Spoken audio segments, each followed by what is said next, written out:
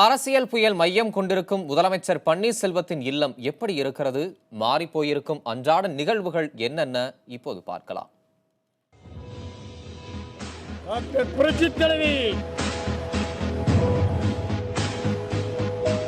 எப்போதும் அமைதியாக காட்சியளிக்கும் முதல்வர் பன்னீர்செல்வத்தின் இல்லம் கடந்த சில நாட்களாகவே சுற்றுலா தலம் போல மாறியிருக்கிறது.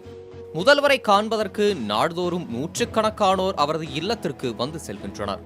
முதல்வருடன் கைகுலுக்குகிறார்கள், பலர் செல்ஃபி எடுத்துக் கொள்கிறார்கள். ஏராளமான காவல்துறையினர் பாதுகாப்பு பணிகளில் ஈடுபட்டிருந்தாலும் பொதுமக்கள் வந்து செல்வதற்கு எந்த கெடுபிடியும் அங்கு இல்லை. முதல்வர் இல்லத்துக்கு உள்ளேயே இருசக்கர வாகனங்களில் டீ விற்பவர்கள் கூட வந்து செல்ல முடிகிறது. நொறுக்கு தீனிகள் விற்கும் சிறு கடைகள் முளைத்திருக்கின்றன. ஜெயலலிதா, பன்னீர்செல்வம் ஆகியோரது புகைப்படங்களை கொண்ட பொருட்கள் விற்கப்படுகின்றன.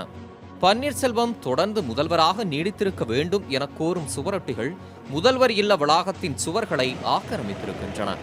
அதிகாலையில் இருந்து இரவு வரை பொதுமக்கள் வருவதால் அவர்களுக்கு தேவையான அடிப்படை வசதிகள் செய்யப்பட்டிருக்கின்றன.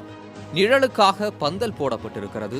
தேவையான அளவுக்கு 1/2 லிட்டர் குடிநீர் பாட்டில்கள் இருப்பு வைக்கப்பட்டு விநியோகிக்கப்படுகின்றன. நண்பகல் நேரத்தில் உணவு வழங்கப்படுகிறது. 50க்கும் மேற்பட்ட ஊடகங்களில் கேமராக்களும் தொழில்நுட்ப உபகரணங்களும் முதலமைச்சரின் இல்லத்தை எப்போதும் படம் பிடித்துக் கொண்டிருக்கின்றன. யாராவது பிரபலங்கள் வரும்போது மட்டும் ஒலிபெருக்கிகள் பரபரப்பாகின்றன. பெரும்பாலான நேரங்களில் அமைதியாக மக்களை சந்திக்கும் முதலமைச்சர் அவ்வப்போது இல்லத்துக்குள் சென்று ஆலோசனை நடத்துகிறார்.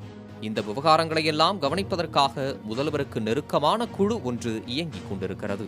முதல் முறையாக முதல்வர் வீட்டுக்கு வருபவர்கள் சற்று புருவத்தை உயர்த்துவார்கள்.